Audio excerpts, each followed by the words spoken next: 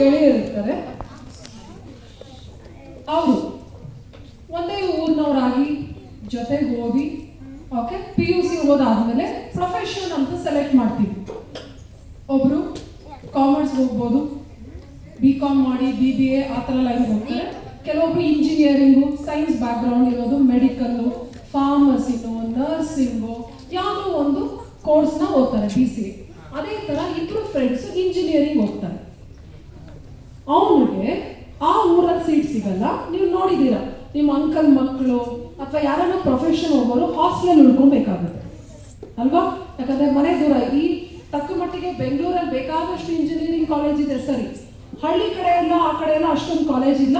So ಅವ್ರು ಈ ಕಡೆ ಎಲ್ಲ ಬರಬೇಕಾಗುತ್ತೆ. ಇಬ್ಬರು ಫ್ರೆಂಡ್ಸ್ಗೂ ಸೀಟ್ ಸಿಗುತ್ತೆ.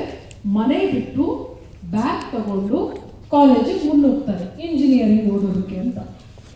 ಸೊ ಇಂಜಿನಿಯರಿಂಗ್ ಕಾಲೇಜ್ ಬಂದಾಗ ಕೆಲವೊಂದು ಮಟ್ಟಿಗೆ ಫ್ರೆಂಡ್ಸ್ ರೇಗಿಸೋದು ಅದನ್ನೆಲ್ಲ ನೀವು ನೋಡಿರ್ತೀರ. ಓಕೆ, ಅದು ಹೆಲ್ದಿಯಾಗಿದ್ರೆ ಸರಿ. ಒಬ್ರು ಪ್ರಾಣಕ್ಕೆ ಧಕ್ಕೆ ಬರೋ ಥರ ಇದ್ರೆ ಆ ಥರ ಯಾವುದೇ ಆದ ನೀವು ಫ್ರೆಂಡ್ಸ್ನ ಏನೋ ಒಂದು ಹೆಸರಲ್ಲಿ ಕರಿತೀವಿ. ನಾನು ಕರಿತಾ ಇದ್ದೆ. ಓಕೆ, ಆ ಕರಿಕೆ ಅವ್ರಿಗೆ ಪ್ರೀತಿ ಕೊಡಬೇಕು.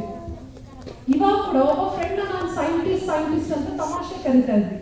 ಇವಾಗ ಕೂಡ ಸೈಂಟಿಸ್ಟ್ ಮದುವೆ ಫಿಕ್ಸ್ ಆಯ್ತಂತ ಅವಳ ಹೆಸರು ರಶ್ಮಿ, ಆದರೆ ನಾನು ಸೈಂಟಿಸ್ಟ್ ಅಂತ ಕರಿತಾ ಇದ್ದೆ. ಬಟ್ ಇವಾಗ ಕೂಡ ಅವಳು ನೆನಪಲ್ಲಿರೋದು ರಶ್ಮಿಯಿಂದ ಹೆಚ್ಚಾಗಿದ್ದ ಒಬ್ಬ ಸೈಂಟಿಸ್ಟ್.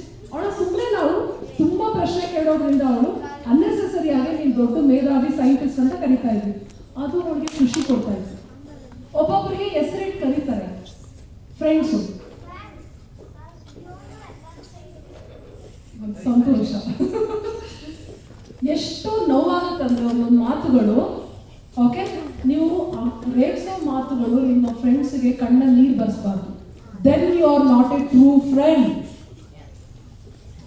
ತಮಾಷೆಗೆ ರೇಗಿಸ್ಕೊಳ್ಳಿ, ಮಾತಾಡಿ, ತೊಂದರೆ ಇಲ್ಲ. ಬಟ್ ಆ ರೇಗಿಸೋದು ಒಂದು ಲಿಮಿಟ್ನ ಕ್ರಾಸ್ ಮಾಡಿದಾಗ, ಒಬ್ಬ ಕಣ್ಣಲ್ಲಿ ನೀರು ಹಾಕ್ಸ್ತಾ ಇದ್ದಾಗ you are not a true friend ಅಂತ ಇಟ್ಕೋಬೇಕು. ಓಕೆ, ಅಲ್ಲಿ ಯೂಶಲಿ ಸ್ವಲ್ಪ ಕಂಟ್ರಿ ಸೈಡ್ ಅಂದರೆ ಒಂದು ವಿಲೇಜ್. ಓಕೆ, ಆ ಕಡೆ ಸುಮಾರು ಭೂಮಿ ಇರುತ್ತೆ. ಇವ್ರ ಹಾಸ್ಟೆಲು, ಇವ್ರ ಕಾಲೇಜು, ಮತ್ತು ಸುತ್ತಮುತ್ತ ಬರೀ ಭೂಮಿ. ಓಕೆ, ಅಲ್ಲಿ ವ್ಯವಸಾಯ ಹಾಗೆ ಹೀಗೆ ಒಂದು ಕಡೆ ಎಲ್ಲ ನಡೀತಾ ಇರುತ್ತೆ. ಬೇರೆ ಥರ ಕಮರ್ಷಿಯಲ್ ಆ್ಯಕ್ಟಿವಿಟೀಸ್ ಇಲ್ಲ. ಕಮರ್ಷಿಯಲ್ ಆ್ಯಕ್ಟಿವಿಟೀಸ್ ಅಂದರೆ ಈ ಥರ ಸಿಟಿ ಥರ ಇಲ್ಲ. ಸರಿ ಅಂದ್ಬಿಟ್ಟು ಅಲ್ಲಿ ಒಬ್ಬ ಸೀನಿಯರು ಬೆಟ್ ಹಾಕ್ತಾನೆ ಇವಿಬ್ಬರು ಹುಡುಗರಿಗೆ. ಮಿಡ್ ನೈಟ್, ರಾತ್ರಿ ನನ್ನ ಬೈಕೆ ಕೊಡ್ತೀನಿ, ಅಲ್ಲೊಂದು ಮಶಾಣ ಇದೆ. ಓಕೆ, ಅದತ್ರ ಹೋಗಿ ರೌಂಡ್ ಹಾಕೊಂಡು ಬರಬೇಕು. ನಿಮಗೆ ಧೈರ್ಯ ಎಷ್ಟಿದೆ?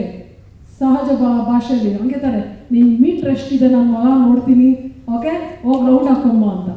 ಕೆಲವೊಬ್ರು ಸೀನಿಯರ್ಸು ಒಪ್ಕೊಂಬೇಡ್ರು, ನಿಜವಾಗ್ಲೂ ಅಲ್ಲಿ ವಿಚಿತ್ರವಾದ ಘಟನೆ ನಡೆದಿದೆ.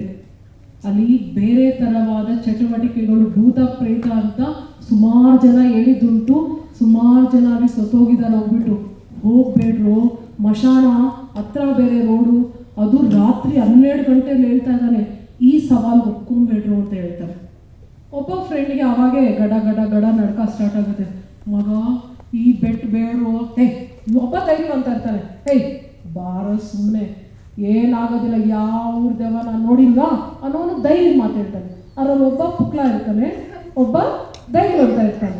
ಬಟ್ ಸವಾಲು ಬಂದಿರೋದು ಇಬ್ಬರಿಗೂ. ಇಬ್ಬರು ಹೋಗಿ ಆ ಮಶಾನದಿಂದ ಬೈಕ್ ರೈಡ್ ಮಾಡಿಕೊಂಡು ಈ ಕಡೆ ಬಂದು ಹೋಗಬೇಕು ಅಂತ.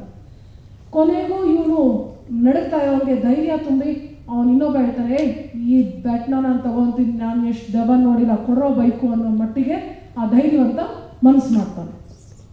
ಅರ್ಥ ಆಯ್ತಾ? ಈಗ ಬೈಕ್ ಸ್ಟಾರ್ಟ್ ಮಾಡಬೇಕು. ಹೋಗ್ತಾ ಹಾದಿಯಲ್ಲಿ ಓಕೆ ಮಶಾಣದ ಹತ್ರ ಹೋಗಿ ಮತ್ತೆ ಟರ್ನ್ ತಗೊಂಡು ಹಾಸ್ಟೆಲ್ ಹತ್ರ ಬರಬೇಕು. ಅಲ್ಲಿ ಹಾಸ್ಟೆಲ್ ವಾರ್ಡನ್ ಎಲ್ಲ ಇರ್ತಾರಲ್ವ, ಓಕೆ, ಅವ್ರಿಗೆಲ್ಲ ಕಳ್ಳೆಚ್ಚು ಬೇರೆ ಹೋಗ್ಬೇಕು. ಇವರು ಹಾಸ್ಟೆಲ್ ವಾರ್ಡನ್, ಸರ್ ನಾನು ಆಚೆ ಕಡೆ ಹೋಗ್ಬಿಟ್ಟು ಬರ್ತೀನಿ, ಆ ಮಿಡ್ ನೈಟಲ್ಲಿ ಬಿಡ್ತಾರ, ಯಾರೂ ಬಿಡಲ್ಲ, ಅವ್ರನ್ನ ತಪ್ಪಿಸಿ ಬೇರೆ ಹೋಗಬೇಕು. ಸೊ ನಿಧಾನಕ್ಕೆ ಎಲ್ಲ ಪ್ಲ್ಯಾನ್ ಮಾಡ್ತಾರೆ. ಇವರು ಸೀನಿಯರ್ಸ್ ಬರ್ತಾರೆ, ರೆಡಿನೇನೋ ಮಿಡ್ ನೈಟ್ ಚಾಲೆಂಜ್ಗೆ ಅಂತ ಹೇಳ್ತಾರೆ. ಸರಿ, ಅವ್ನು ಹಿಂದ್ಗಡೆ ನಾನು ಬರಲ್ಲ, ಬಾರ ಇಡಲ್ಲ, ನಾನು ಬರಲ್ಲ, ಬಿಟ್ಬಿಡು ಸ್ವಾಮಿ, ನೀನು ಬಿಟ್ಬಿಡು, ಈ ಇಂಜಿನಿಯರಿಂಗು ಬೇಡ, ನಾನು ಊರಿಗೆ ಓಡೋಗ್ಬಿಡ್ತೀನಿ ಬಿಡ್ಲಾ ಅಂತ ಕೇಳ್ತಾರೆ. ಇಲ್ಲ ಕಣ್ಣ, ಬಾ ಏನೇನಿದೆಯೋ ನೋಡೋಣ ಅಂತ ಹೇಳ್ಕೊಂಡು ಹೋಗ್ತಾರೆ. ಸರಿ, ಹಿಂದ್ಗಡೆ ಕುತ್ಕೊಂತಾನೆ. ನೋಡೋ, ನನ್ನ ಹಿಂದೆ ಕುತ್ಕೋ, ಏನು ಮಾತಾಡಬೇಡ, ಕಣ್ಣು ಮುಚ್ಕೊಂಡು ಕುತ್ಕೊಂಡ್ಬಿಡು. ಭಯ ಪಡ್ತಾನಲ್ಲ ಅವನಿಗೆ ಈ ಧೈರ್ಯ ಅಂತ ಹೇಳ್ತಾನೆ. ನಾನು ಡ್ರರ್ ಅಂತ ಬಂದ್ಬಿಡ್ತೀನಿ, ನಿಂಗೆ ಏನು ಕಾಣಿಸಲ್ಲ ಅಂತ ಹೇಳ್ತಾನೆ. ಸರಿ ಆಯಿತು ಅಂದ್ಬಿಟ್ಟು ಒಪ್ಕೊತಾನೆ. ಅದು ಅವನ ಗಟ್ಟೆ ಅವ್ನ ಫ್ರೆಂಡ್ ಹೊಟ್ಟೆ ಇಟ್ಕೊಂಡು ಆಂಜನೇಯ ಆಂಜನೇಯ ಆಂಜನೇಯ ಇಟ್ಕೊಂಡು ಹೋಗ್ತಾ ಇರ್ತಾರೆ. ಸರಿ ಸ್ಟಾರ್ಟ್ ಮಾಡ್ತಾರೆ. ವಾರ್ಡನ್ ಗೊತ್ತಿಲ್ಲದೆ ಆಚೆ ಹೋಗ್ತಾರೆ, ಬೈಕ್ ತೊಗೊಂಡು ಹೋಗ್ತಾರೆ. ಓಕೆ, ಹಿಂದ್ಗಡೆ ಹೋಗ್ತಾರೆ. ಸರಿ ಹೋಗ್ತಾ ಹೋಗ್ತಾ ಹೋಗ್ತಾ ಹೋಗ್ತಾ ಒಂದು ಈ ಭಯವಂತನಿಗೂ ಅಲ್ಲಿ ಸ್ಟ್ರೀಟ್ ಲೈಟ್ ಇಲ್ಲ, ಕತ್ಲು, ಬೆಳಗ್ಗೆ ಒಂಥರ ಬೆಳ್ಳಗೇನೋ ಓಡಾಡ್ದಂಗೆ ಆಗುತ್ತೆ. ಈ ಧೈರ್ಯವಂತ ಇರ್ತಾನಲ್ಲ ಅವನಿಗೂ ಎಲ್ಲೋ ಸ್ವಲ್ಪ ಮೀಟ್ರು ಕಮ್ಮಿ ಆಗ್ತಾ ಬರ್ತಾರೆ. ಹಿಂದೆ ಇರೋನು ಕಣ್ಣೇ ಬಿಟ್ಟಿರಲ್ಲ, ಹಿಂಗೆ ಹಿಂಗೆ ಹಿಂಗೆ ಮಾಡ್ತಾ ಇರ್ತಾರೆ ಅರ್ಧಂಬರ್ಧ. ಸಡನ್ನಾಗಿ ಬೈಕ್ ನಿಲ್ಲಿಸ್ತಾನೆ, ಮುಂದೆ ಹೋಗ್ತಾ ಇರೋನು. ಓಕೆ, ಹಿಂದೆ ಕೂತಿರೋನು ಹಿಂಗೆ ಆನ್ ಪೊಸಿಷನ್ ಹಿಂಗೆ ಹಿಂಗೆ ಇಷ್ಟ ಅಷ್ಟೇ. ಅವ್ನಿಗೆ ಭಯ ಬೇರೆ, ಅದು ಬೇರೆ ಆಂಜನೇಯ ಸ್ಮರಣೆ ಮಾಡ್ತಿದ್ದಾರೆ ಅವರು. ಒಬ್ಬ ತಾತ ಕೂತ್ಕೊಂಡಿರ್ತಾನೆ, ಬಿಳಿ ಪಂಚೆ, ಓಕೆ, ಶರ್ಟ್ ಹಾಕೊಂಡು ಮಾಮೂಲಿ ಹಳ್ಳಿ ಜನ ಕೂತ್ಕೊಂತಾರೆ ಕಟ್ಟೆ ಮೇಲೆ. ಅವ್ನು ಕೂತ್ಕೊಂತಾನೆ. ಏನಂತಲ್ಲ, ಮಿಡ್ ನೈಟ್ 12 o'clock ಆಚೆ ಬಂದ್ಬಿಟ್ಟಿದ್ಯಾ, ಅಜ್ಜಿ ಆಚೆ ಹಾಕಿದಾರ, ಏನು ಸಮಾಚಾರ, ಅಜ್ಜಿನ ಬಿಟ್ಟು ಬಂದ್ಬಿಟ್ಟಿದ್ಯಾ ಅಂತ ರೇಗಿಸ್ತಾನೆ. ಮುಂದಕ್ಕೆ ಹೋಗಪ್ಪ ಗೊತ್ತಾಗುತ್ತೆ ಅಂತ ಹೇಳ್ತಾರೆ. ಸರಿ ಅಂದ್ಬಿಟ್ಟು ಒಂದು ರೌಂಡ್ ಹಾಕ್ಕೊಂಡು ಅದೇ ರೋಡಲ್ಲಿ ಬರಬೇಕು. ಹೋಗ್ತಾ ಹೋಗ್ತಾ ಹೋಗ್ತಾ ಏನೋ ಒಂಥರ ವಿಚಿತ್ರವಾದ ಕೂಗು ಶಬ್ದ ಎಲ್ಲ ಕೇಳ್ತಾ ಬರುತ್ತೆ. ಅವನಿಗೆ ಯಾಕೋ ಓಡಿಸೋನಿಗೂ ಪೆಟ್ರೋಲ್ ಇಲ್ಲ ಅನ್ಸುತ್ತೋ ಇದೆಯೋ ಅಂತ ಏನೇನೋ ಅವನೇ ಹಾಡಾದ್ರು ಹೇಳು ಅಂತ.